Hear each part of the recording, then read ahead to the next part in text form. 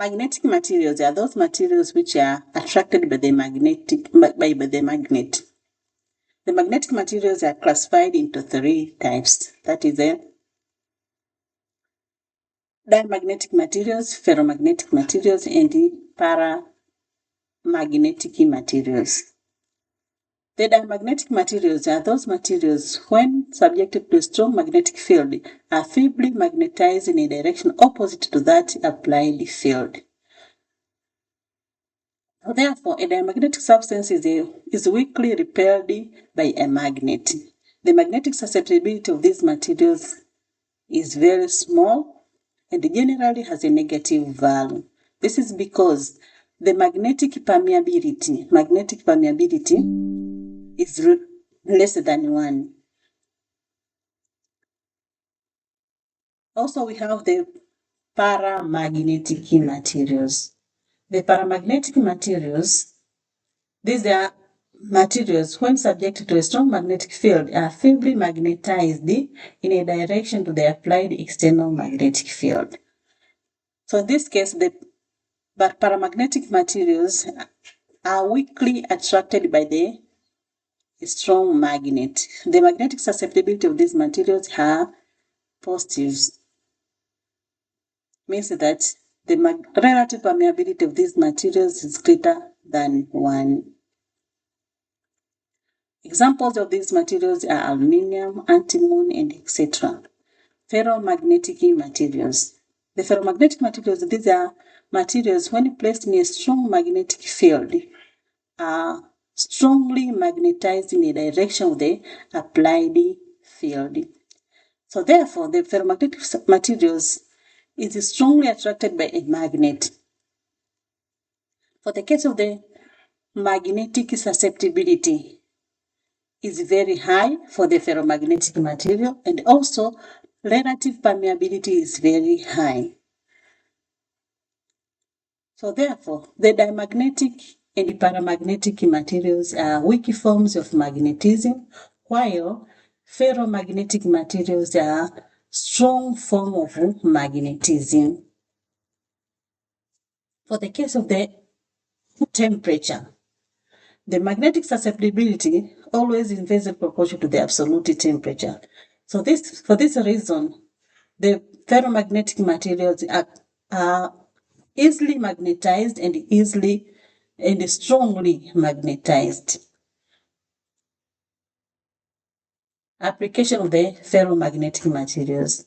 So the choice of the ferromagnetic materials for a particular application depends upon the properties such as retentivity, coercivity, and the hysteresis loss. The retentivity means the residual magnetism. So after magnetizing, the remaining magnetism, that is the retentivity, and the coercivity, that is the applied force to use to magnetize. So in this case, we have two types of the ferromagnetic materials, that is soft ferromagnetic material and hard ferromagnetic material. So based on that properties, let me see what the function of the soft and hard ferromagnetic materials. Permanent magnets. Starting with the permanent magnets. The permanent magnets, these are made up of the strong ferromagnetic material. Permanent magnets, like as you can see here, we have a bar magnet, U-shaped magnet, and also we have other magnets found in speakers, in our electronic devices, and etc. Those are permanent magnets. So are made of the hard ferromagnetic materials. So these materials have high retentivity and high coercivity. Also electromagnets or temporary magnets. The temporary magnets found in, for example, found in the electric bell. For example, the primary magnet found in electric bell. This material is made of soft ferromagnetic material. So whenever there is a current, whenever the current is flowing, there is a production of the magnetic field.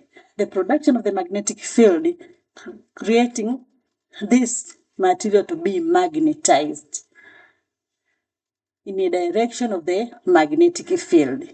So in every case, there is a magnetization and demagnetization. So soft magnetic material are easily to be magnetized and easily to be demagnetized. In that case, you can see this action of the ringing of the bell. And also we have transformer cores. The transformer cores also are made up of the soft ferromagnetic materials. Since in that case, there is also always magnetization and demagnetization whenever there is a flux change in the transformer cores under the process of the mutual induction. Okay, let me see the hysteresis loop for soft and hard iron. Hysteresis loop for the soft and hard iron. The hysteresis loop for the soft iron is small as compared to the hysteresis loop for the hard iron. In this case, the coercivity for the soft iron is small, means that the force of magnetization is very small for the hard iron compared to for the soft iron compared to the hard iron. Large area means there is a large energy loss, high energy loss. The small area means there is a low energy loss. The area under the curve indicates the energy loss. So let me see the properties of soft and hard iron. In case of the hysteresis loop, hysteresis loss, retentivity, coercivity, and the saturation of the flux density. For the case of soft iron, hysteresis loop is narrow compared to the hard iron or hard iron or hard ferromagnetic materials. For the case of the hysteresis loss, there is a low hysteresis loss in case of the soft magnetic materials. There is a high hysteresis loss for the soft ferromagnetic materials. In case of retentivity, both can retain the magnetism in a high quantity. For the case of coercivity, as you can see that the magnetizing force, coercivity, the magnetizing force. For the case of the soft ferromagnetic material, there is a low magnetizing force or coercivity. For the case of the hard ferromagnetic materials, there is a high coercivity. Saturation flux density for the saturation flux density for the soft ferromagnetic material is high, while for the case of hard ferromagnetic materials, there is a good saturation flux density. So go and explain why transformer cores are made up of the soft iron. This is the question. Explain why transformer cores are made up of soft iron. Thank you. Let us see again.